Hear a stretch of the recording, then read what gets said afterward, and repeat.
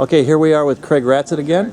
I hope you guys saw him last year and enjoyed what he did, but I'm going to show you a little bit about something new, and he's going to be forming a blade core here as we speak, so I'll let him do his work. I mean, it's like a scalpel, so this is this.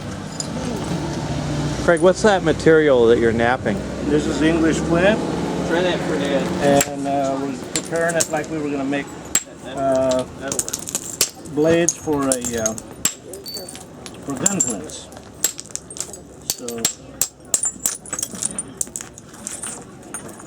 That was the typical material used? yeah, it was one of the, of course, the traditional material used was this. The French also used a similar technique and made French flints, but the biggest market share right now is still English flints, and we don't have to do a whole round core, but I will set it up. And then we're trying something new. After I could strike them off, and this is how I would normally just strike them off, is like this.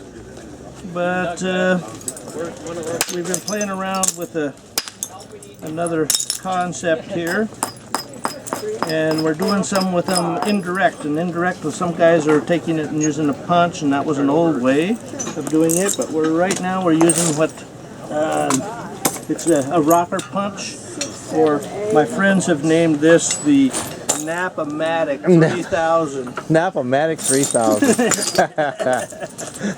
And we're still playing around with it and still getting the feel for it. You can see I've already bent the tip on this a little bit. If I was going to do this on a regular basis, I would change this tip a little bit and not cut it quite so much for doing blade core. We've been mostly using it for bifacing, but basically we're going to put it on here. And this is a little awkward for this size, but I haven't really done one this size. But we're gonna see if we can't make it work. We put it on here and we give it a blow. Set it up. The next one, set it up. See if we can't get it to work. Sounded good. Knocked off a nice clean blade. We're smoothing it up. I'll get another one here, just a little one.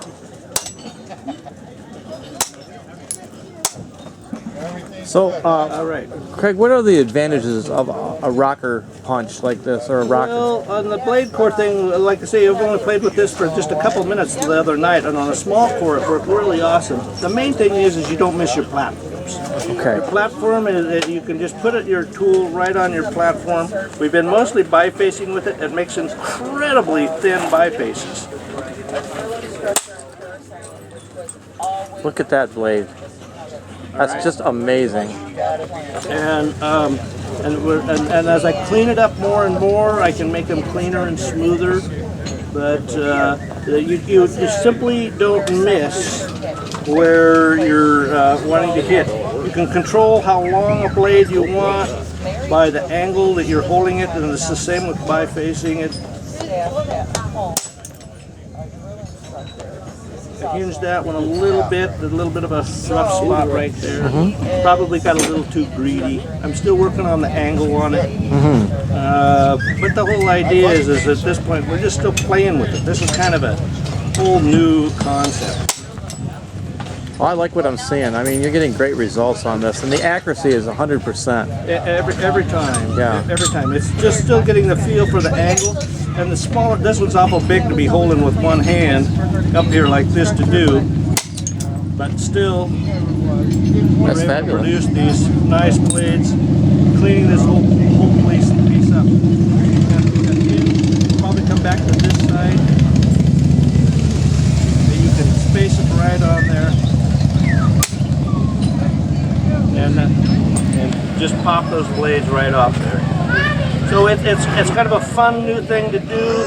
I think that as a whole, though, the real advantage to this rocker punch is type idea is a couple. One is you can make incredibly thin pieces because the flakes come off extremely flat. If you look at how flat even this is, it's extremely flat.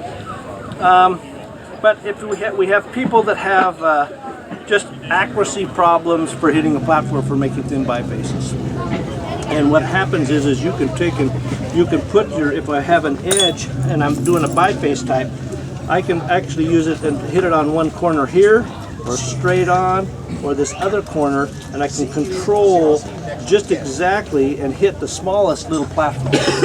And if you have a tremble, if you have poor vision, if you have any kind of impairment that's not allowing you to hit consistent good platforms. You know, you can always hit one or two, you know, even a blind squirrel gets a nut. That's right. You know, but to make a finished point, we have to be consistent and never miss. Right. This allows you that to never miss. Well, Craig, I want to thank you for taking your time. This has been fascinating to me, and I can't get enough of watching you work with that thing.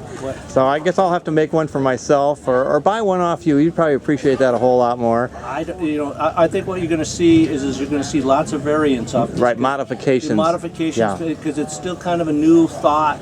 More and more people are doing it with antlers. They're doing it with an ishy stick, and they're putting it under their leg. You're seeing more and more indirect all the time. I think you're going to see a lot more variants on this down the road, because the results are just pretty phenomenal. Yeah. Well, I guess we're reinventing the Stone Age. I guess we are. Okay, thanks, Craig, for everything. All right. Appreciate it very much. All right, Kenny. Good man, Kenny.